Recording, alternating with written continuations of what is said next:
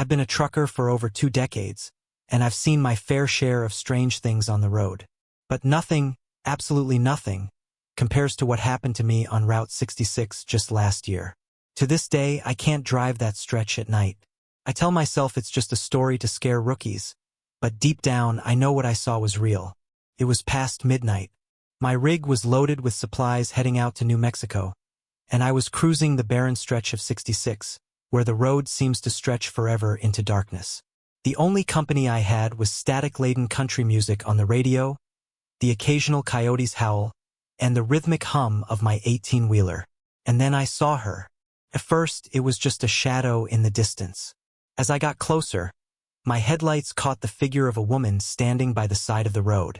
She wore a tattered dress, and her hair hung in long, dark strands, covering her face. She wasn't waving for help or trying to hitch a ride.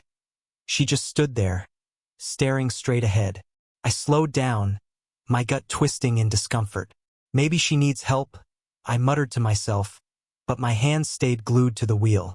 When I got closer, she turned her head toward me. Her face was pale, unnaturally so, and her eyes reflected the headlights like a predator's in the night. My truck passed her in a blur, but when I glanced in the rearview mirror, she was gone. Just gone. Not even a silhouette in the red glow of my taillights. A chill crawled up my spine. I shook it off. Truckers tell stories all the time, ghosts of hitchhikers, phantom cars, you name it. I figured my tired brain was playing tricks on me. I turned the music up, forcing myself to focus on the road ahead. 10 minutes later, the CB radio crackled. Breaker, breaker. Any rigs out there see the lady on the side of the road? The voice was shaky, tinged with unease. I grabbed the mic. This is Iron Horse. Yeah, I saw her. About 10 minutes back. Goddamn. The voice came again. She just walked across the road up here. Same one. Dark hair? Pale face. My blood went cold. Affirmative. You okay? The other driver didn't respond. Just static. And then I saw her again. This time, she was in the middle of the road. I slammed on the brakes, the truck screeching to a halt. My heart was pounding as I sat there, gripping the wheel. She was closer now, close enough for me to see that her skin wasn't just pale. It was mottled with dark bruises, her lips cracked and bloodied. She raised a hand and pointed. Not at me, but to the side of the road. I didn't want to follow her gesture. Everything in my gut screamed to hit the gas and get the hell out of there. But something, a morbid curiosity maybe, made me reach for my flashlight and step out of the truck. The night was eerily silent, except for the soft crunch of my boots on the gravel. I kept my eyes on her as I walked around the truck. Her arm remained outstretched, pointing toward the ditch. Hey! I called out, my voice shaky. Do you need help? She didn't move, didn't even blink. I shined the flashlight into the ditch. At first, I didn't see anything, just weeds and dry earth. But then the beam caught something, a glint of metal. I stepped closer and realized it was the roof of a car, flipped upside down and half buried in the dirt. My stomach dropped when I saw the shattered windshield and the blood smeared across the glass. Inside was a man, slumped over the steering wheel. He wasn't moving. I scrambled back to the truck, fumbling for my phone to call 911. When I glanced back toward the woman, she was gone. The dispatcher said they'd send someone out, but I didn't wait. Couldn't. The air felt too heavy, too wrong. I climbed back into the cab, locked the doors, and drove like hell until I reached the next truck stop. Later, I learned from the news that the wreck had been there for over a week. The driver, a local man, had been reported missing days earlier. The coroner said he died on impact. But here's the thing. That stretch of road is infamous among truckers. Everyone's heard the stories of a woman who flags down drivers, leading them to accidents or warning them of danger. Some say she's the spirit of a hitchhiker who was killed there decades ago. Others think she's an omen, a harbinger of death. I don't know what I believe, but I know what I saw. And I know I won't be driving Route 66 alone at night ever again. I spent the rest of that trip on edge, constantly checking my mirrors and glancing at the passenger seat as if she might appear beside me. But the night stayed uneventful after I left the scene, and by dawn, I had convinced myself it was just an overactive imagination mixed with exhaustion. Still, when I pulled into the depot in Albuquerque, I was jittery.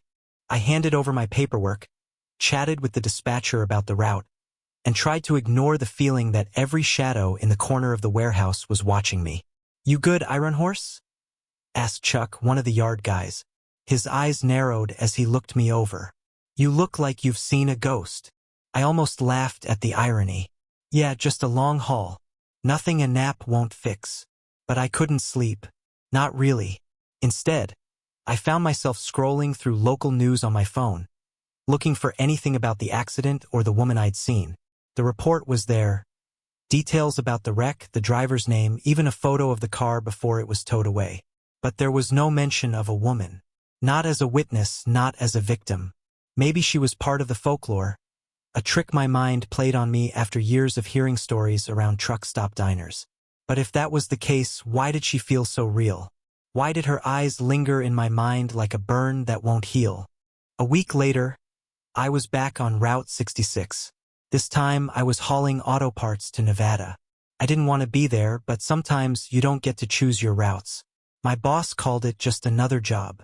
To me, it was a gauntlet, a stretch of road haunted by her shadow. The night started quietly enough. The miles ticked by, and I did my best to keep my mind occupied with podcasts and coffee. But as I approached the same stretch where I'd seen her before, the air in the cab grew heavy. It felt harder to breathe, like something unseen was sitting in the seat beside me. Then the CB crackled to life. "Breaker, breaker. You out there? Iron Horse." It was Chuck. I let out a relieved breath and grabbed the mic. "Yeah, I'm here. What's up? You're on 66 tonight, right?"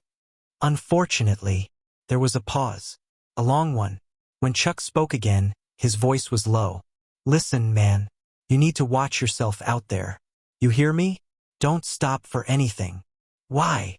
My fingers tightened around the mic. "What's going on?" Another pause. "I heard from some of the guys. There's been more sightings. A woman in a dress, same stretch of road. But that's not all." "What do you mean, not all?"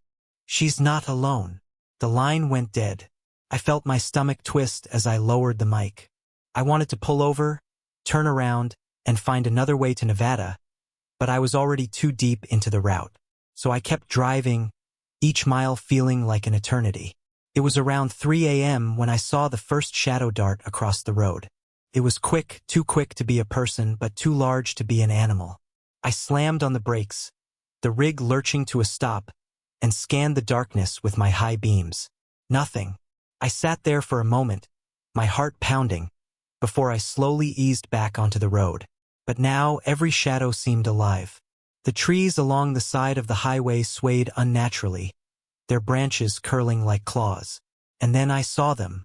They were standing in the middle of the road, 3 figures this time. One was the woman in the tattered dress. The others were men, their faces obscured by shadows, but their bodies unervingly still. They stood shoulder to shoulder, blocking my path. I didn't stop. My foot pressed harder on the accelerator, the truck barreling toward them. I told myself they weren't real, just figments of my imagination. And then they disappeared. 1 second they were there. The next, the road was empty. My rig roared past the spot where they had stood, and I didn't dare look back. My hands were shaking, my breath coming in shallow gasps. I gripped the wheel like it was the only thing tethering me to reality. When I reached the next truck stop, I parked and stumbled into the diner, desperate for coffee and human company. The place was nearly empty, just a waitress and a couple of other drivers hunched over their meals. I sat at the counter, my hands still trembling as I picked up the menu. "You okay, Han?" the waitress asked, her voice soft with concern. "Yeah," I lied. "Just a long night." She poured me a cup of coffee and leaned in closer. "You been on 66 tonight?"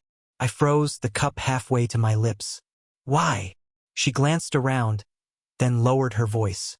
"You see her?" I didn't answer. I didn't have to.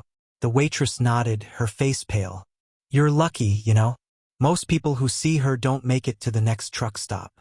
I didn't sleep that night. I didn't sleep for a long time after that. because now I knew the stories were true. She was real, and she wasn't alone. I thought that last run on Route 66 would be my last. After that night, I requested routes that took me as far from that stretch as possible. But if there's one thing about trucking, it's that you don't always get a say. 6 months later, I found myself back on the same road. It wasn't by choice. A last-minute job came up and I needed the cash. Besides, I told myself nothing's happened since. Maybe the stories had just gotten under my skin. Maybe that's all it was, stories. The drive started smooth.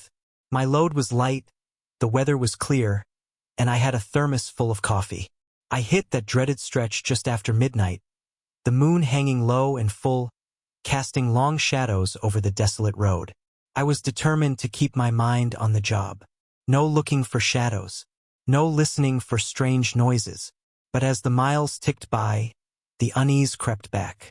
The air inside the cab grew heavier, colder. The hum of my tires on the asphalt seemed muffled, like the road was swallowing the sound. And then my radio went dead. No static, no crackle, just silence. Breaker, breaker, this is Iron Horse. Anyone out there? My voice echoed back at me, tinny and hollow. Then the headlights flickered. Not a full blackout, just enough to send my heart racing. I tightened my grip on the wheel and pressed harder on the gas, desperate to get through the stretch as fast as I could. That's when I saw the lights. At first, I thought it was another rig coming up behind me. But as I checked my mirrors, I realized the lights weren't headlights. They were orbs, bright, bluish-white and floating just above the ground. They weaved back and forth across the road, getting closer with each passing second. I hit the gas, my engine roaring in protest as I pushed the rig to its limit. But the orbs kept pace, their light spilling into the cab, casting eerie, dancing shadows. And then I saw her again. She was standing in the middle of the road, her dress billowing like it was caught in a storm. Her face was clearer this time, and what I saw froze me to my core. Her eyes weren't human. They were black voids, endless and empty, like staring into the abyss. I swerved to avoid her, my tires screeching as the rig careened onto the shoulder. The trailer jackknifed, and the whole truck shuddered as I fought to keep it from tipping over. When I finally came to a stop, I was shaking so badly I could barely breathe. The road ahead was empty. I thought about just flooring it and not looking back. But then I heard it, a soft tapping like fingernails on glass. My heart stopped as I realized it was coming from the passenger side window. I turned my head slowly, and there she was, her face inches from the glass. Her lips were moving, but no sound came out. Her hand pressed against the window, leaving a faint, dark smear. And then she was gone. I sat there for what felt like hours, unable to move. When I finally found the courage to step out of the cab, I was met with silence. The air was thick, almost suffocating, and the only sound was the faint creak of my cooling engine. That's when I noticed the footprints. They were faint but unmistakable, leading away from the truck and into the desert. Small, bare feet like a child's. Against every instinct, I followed them, my flashlight trembling in my hand. They led to a shallow depression in the sand, where I found a rusted, sun-bleached sign half buried in the dirt. Route 66 Memorial. Victims of the 1966 bus crash. I'd heard about it before. A school bus that had veered off the road during a storm, plunging into a ravine. Everyone on board had died, including a young girl whose body was never recovered. Locals claimed her spirit still wandered the road, searching for her family. But what about the others? The men I'd seen? The lights? None of that fit the story. I turned back to the truck, my flashlight casting jittery beams across the desert.